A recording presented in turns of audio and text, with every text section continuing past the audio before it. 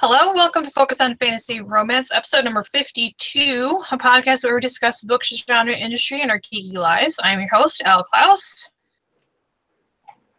I'm A.R. DeClerc. Paulina Woods. Electra Gatus. And today we're giving an update. We're going to announce a little bit of a program change, and we're talking NaNoWriMo and whatever the hell else we feel like talking about. So I'm going to start with my news. As I mentioned in the previous podcast, I am back to school. I started Intro to Geography because I thought, hey, that'll be easy. No. What else? I'm doing NaNoWriMo, and I think I'm the only one in the group doing NaNoWriMo, but as you do. And I'm going to out myself. I have a second pen name.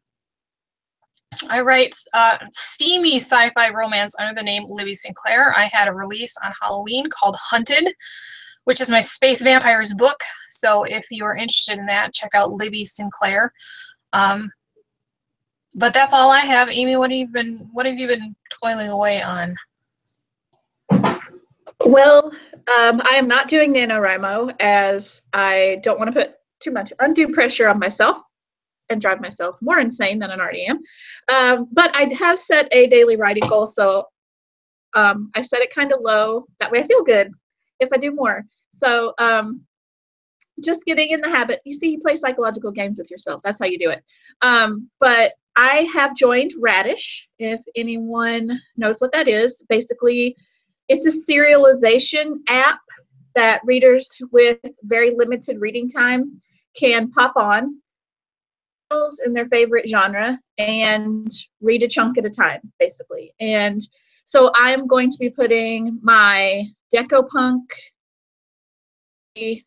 serial on there, which will be start with a prequel called Murder and Mistletoe, and hopefully that'll be out December 2017. And then readers will be able to pay coins, which is the of Radish, in order to unlock new chapters of the Franny Calico mystery, Death and Decoupage. So that's what I've been working on.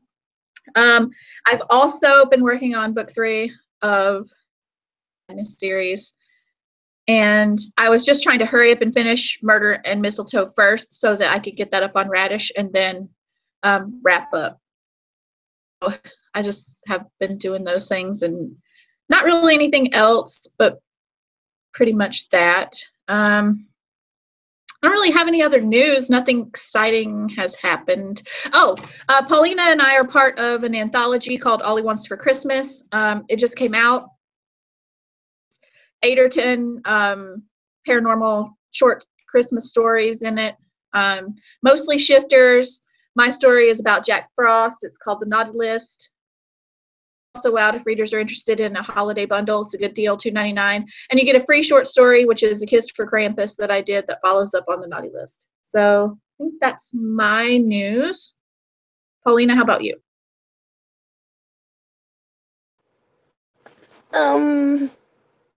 So I started book 4 of the Witch's Amulet series.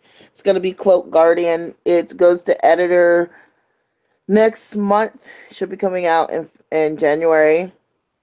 That went on hold because I started reading a book that was so amazingly good on Monday, and I'm now on book 10, 11, or 12. I can't remember. I can tell you what each book's about, but I can't tell you the number.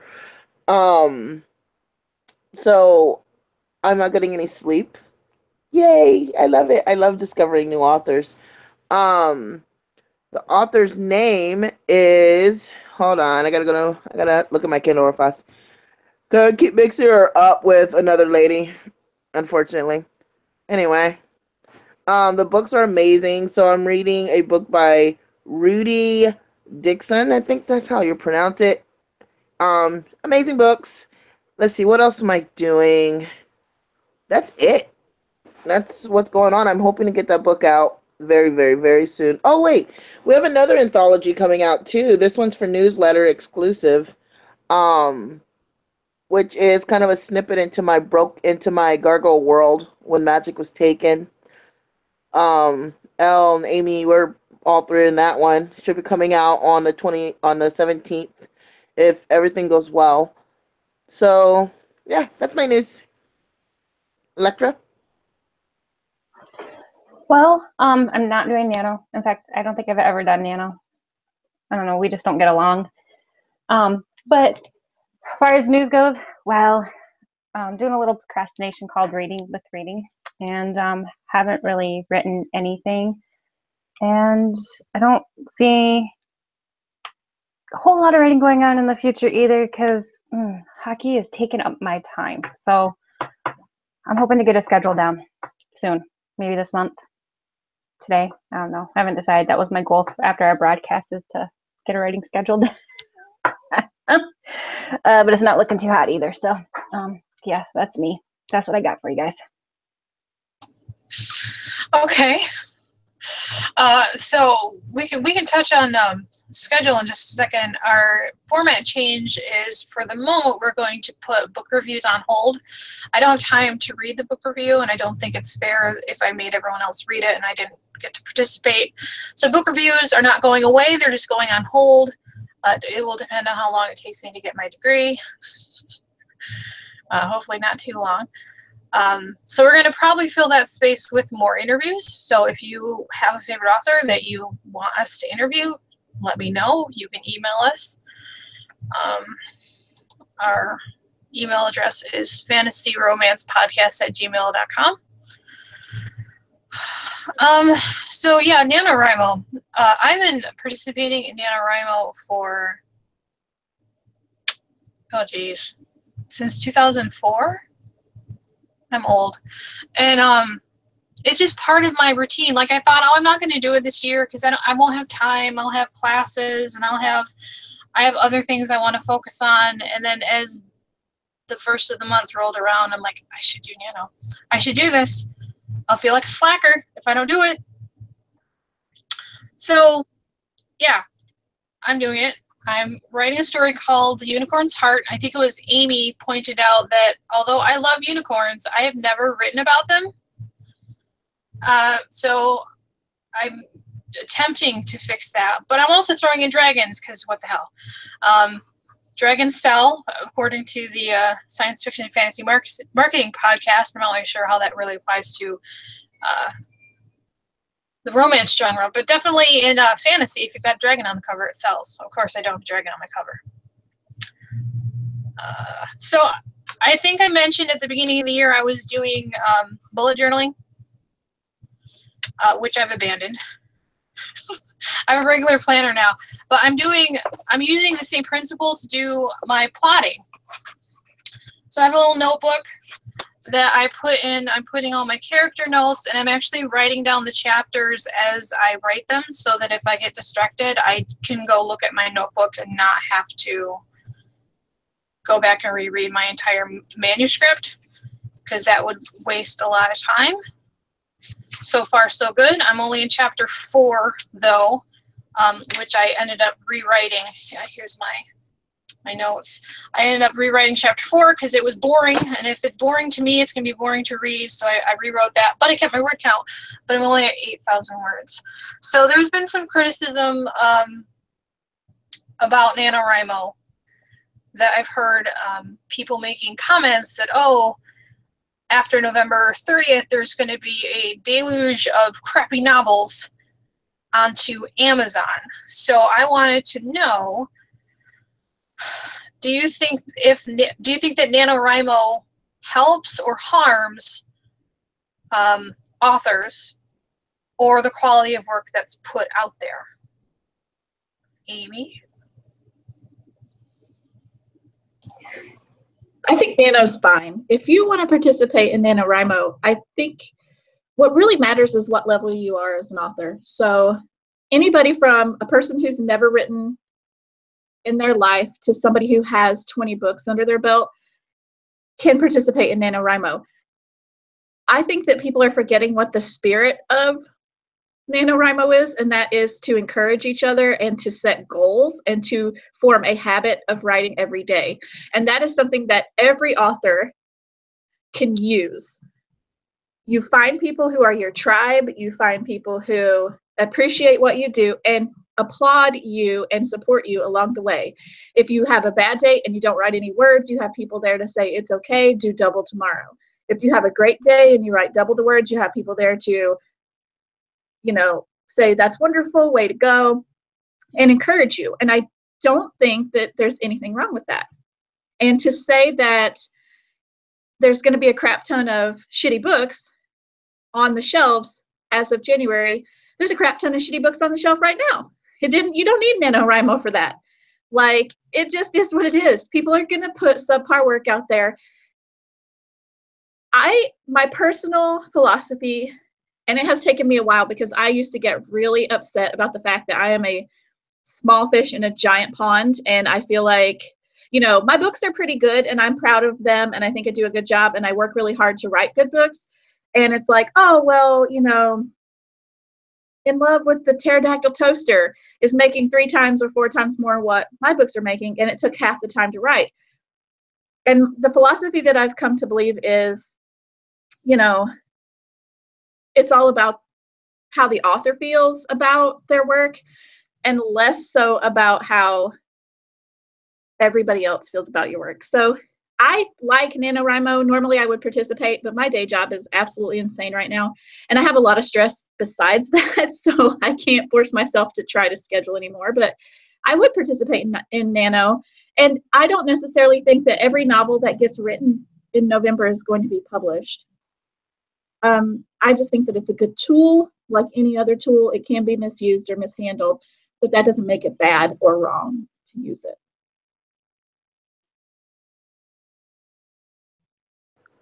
I think that was my cue, huh? I don't participate, never have, never will. It's only because I write in notebooks. I write on my computer, I write on my hands, I write on the mirror. I just write. So if I had to count all the words I write and put them into one little thing, I'll just go crazy. But I'm kind of with Amy. Doesn't really matter. There's crappy books out now. There's going to be crappy books out later. And some of the authors, even if they do dump now, if they don't make the sales that they think they're going to make, they're going to pull them down anyway. Then they're going to be discouraged and never write again. And I know that sounds really bad, but it's true. Am I still on mute? No? Okay. Because my button was still showing me, and I was like, wait, am I just talking to myself? And so, it's a good tool for those who need that kind of deadline push or want that deadline push for some book that they're coming out with. So I say more power. Seriously, Kat? Hi, Kitty. I say more power to you. It's for, you know, people who want to do it. And let's just far away. Is Electra still here? Oh, there she goes. I've never done Nano. I don't think it's gonna fit my personality. I'm the type of person who I don't know. It just can't sit there and write a certain amount of words per day. I'm not a word count person. I just kind of write until everything that's in me is gone for that day. So sometimes it can be half hour and sometimes it can be 6 hours. It just kind of depends on how everything is flowing. And so I don't think Nano would really work for my personality. But as far as the whole crappy book thing goes, yeah, I mean, gosh, I have to be honest with you, like, there's tons of them out there. So I don't think that's going to stop. And I don't think Nano encourages crappy books. That's, in my opinion, that's on the author for putting it out there before it's finished. That to me is more of a money thing than anything else. So yeah, that's pretty much what I've got. I was just going to say that as part of a group on Facebook called 10-Minute Novelists, strategy for people who have limited time to write to try to structure themselves. So they have what they call the 365 challenge, which I just joined. So basically, it's an accountability tool that you use that says, hey, I'm going to try to write every day, even if I only write, you set your goal. So I set mine on like 200 words. I'm out, and I could probably do 200 words on break at work or on my lunch or, you know, after dinner, whatever. But basically, I need to create a better habit for myself if I want to be a productive writer. 5,000 words in me at that moment. But I know I at least will sit down at my computer and write something and create that habit to get into, instead of saying, oh, my couch and Netflix. Sometimes that derails me. Right. And so that's the reason that I chose to participate in that particular group.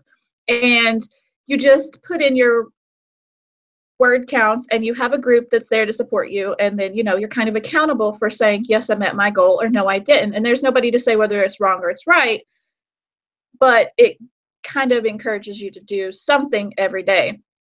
And I just think for myself, if I don't have some accountability, then there's nobody there to say, Amy, you didn't write today, you know, you're such a slacker. You know what I mean? Like, and I know like Wednesdays are particularly hard for me. My husband's off, and he wants to have married people time. You know, he wants to watch TV together and eat dinner together. And I'm like, man, you're cutting into my writing time. But I don't see him very much at all during the rest of the week. So I know that Wednesdays are probably going to be less productive then. So I think that, I know you said you wanted to do a schedule, and I think that that's kind of where I'm headed to, is to say between the hours of such and such, I'm going to sit down. Whether I get out 100 words or get out 2,000 words, at least I'd make time during my day to sit at my computer and try. I don't see anything wrong with that. And there are some people who, you know, like Paulina, you know, they're on the bus and they're writing, and they're in the car and they're dictating, and, you know, they're walking their dog and they're dictating. I really need structure. I like to be at my computer with my headphones on and my music going, and I need to be in the like mood in the moment. So if I start scheduling some time, I think it might work out better. But yeah, I don't think there's anything wrong with Nano or anybody's personal, you know, schedule or way that they do things as writers. I mean, that's what makes us all interesting, is we pretty much get to the same point, but we get there all different ways. I think that's the fun part about it.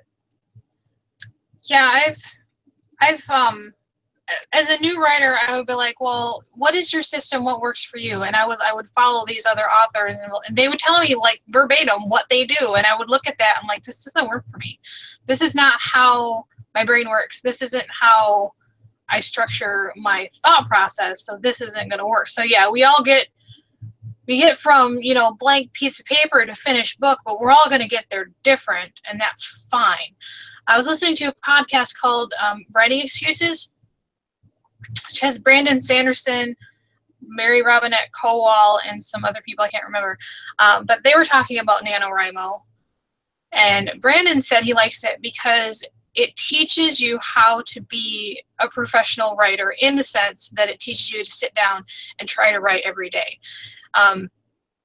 You don't have to do the 1,666 words to hit the writing goal. But I will tell you, on the years where I've come off NaNoWriMo and I've won, I can keep up that momentum of writing every day for a while until I get distracted by something. But I'm like, if I want to do this full time, if I want to do this in a capacity where I can publish regularly, that's gonna have to be what happens. I have to write every day. Even if it's garbage, right. I have to write every day. Yeah. Well, and like we talked about, you know, you bullet journal and you plot. And I have learned, as being, you know, a complete pantser, I don't write anything down. I never keep notes or anything like that. But as I've transitioned into writing mystery novels, it's a little bit harder to keep up with the details and the clues. If you're trying to write a novel from start to finish, you know, that includes a mystery, and, you know, my characters are discovering the truth right along with the reader. So I haven't been technically plotting, but I have been keeping a few notes to myself so that I know where to refer back to later. So I think everybody's process changes the more they evolve as a writer. And somebody who comes along, and we just had this discussion too, everybody out there is teaching a course nowadays. Everybody wants to teach you the right way to do something, and they want you to pay buku bucks to learn how to do something right. And I get a ton of these emails in my email inbox every single day from people that I respect. They're very good at what they do. They are very successful, way more successful than me. But at the same time, I can Google this information on the internet for free by my lonesome and learn it if I spend the time learning it, instead of paying someone $800 to tell me something that may or may not work by the time I can afford to implement it. So I think every author also has to be a little bit cautious about what advice they take and understand what works for A, the genre they write, B, their personal process, and C, your budget. Because you don't want to spend a ton of money you're never going to make back your return on your investment. And a lot of people get discouraged, and then they have to quit, or they have to stop writing because now they need a part-time job to pay back all the money that they spent to learn how to be a better writer. And a lot of times being a better writer, in my opinion, it takes time and dedication to writing instead of spending a ton of time and money on classes. Right, and you can also distract yourself from writing by doing all these classes or doing all this research. And a lot of times you just have to sit down and do the words, write the story, because you can't edit a blank page. I mean, so if you spend all of your time taking classes and doing research, you have nothing to show for it. Right, and I've taken, several marketing courses and looked at different social media platforms, and then I thought, what the hell am I supposed to market? Because I haven't been writing a book for all these weeks that I've been taking these stupid classes. I have nothing to market. So yeah, you have to walk that fine line between, knowing what's right and what's right for you.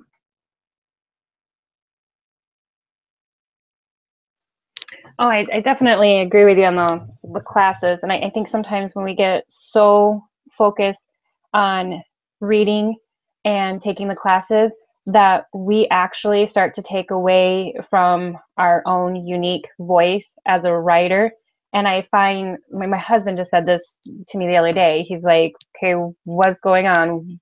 Why aren't you able to write? And I'm like, oh, I'm reading this book now about characters and, character arcs and the changing and the flats and, like the flat characters.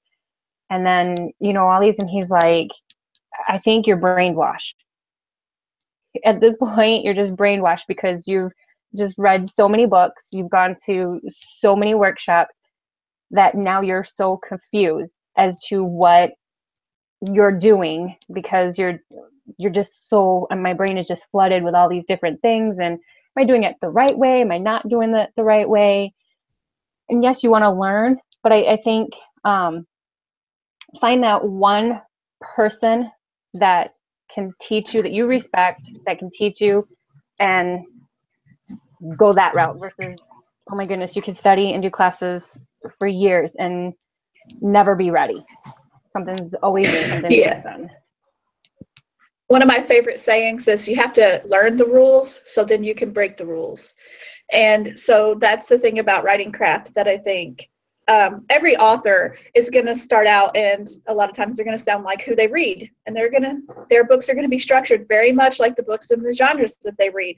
Or they're going to go the complete opposite and say, I'm so tired of reading the same old crap, and they're going to write something totally, completely different and wonder why it doesn't sell. And that, again, is also a fine line, because you want to write to please your audience, and there are certain things in certain genres that readers like. You don't want to lose your unique voice, and you don't want to sound like everybody else.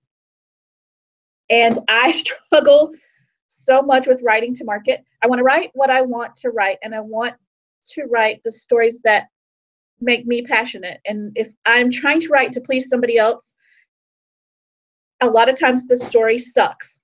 And I end up hating it by the time that it's finished, and I scrap it, or I cut a bunch of words, or I have to do a ton of revising. And then it ends up being, typical ARD clerk craziness anyway. So trying to like mold yourself after the people that you admire is perfectly cool. But I don't think you should ever downplay the fact that you have your own story to tell in your own way. And there's readers out there who are going to appreciate that. You just have to find them, and that's the hard part. Nope, you're completely right. But I think Paula had something to add. Yay! So, yeah, well, because you guys were on the topic of, I know we got a little bit off of Nano, but you guys are on the topic of classes that, that so many people are offering. And that just brings to mind that I had somebody actually offer me a class, but they came on as a friend, came in and sales pitch. And the class was interesting because she's selling the fact, hey, I make so many on my books, I was able to become a full-time writer or author. And I'm like, okay, by the way, I'm not going to buy it, but I'm like, okay, you probably have. But then her classes are $300 a month. And I'm like, if you get enough stupid authors to do that, I can become full-time. So, I mean, am I going to trust that it's because she's an amazing author, or is it because she has duped a lot of people into sending her $300?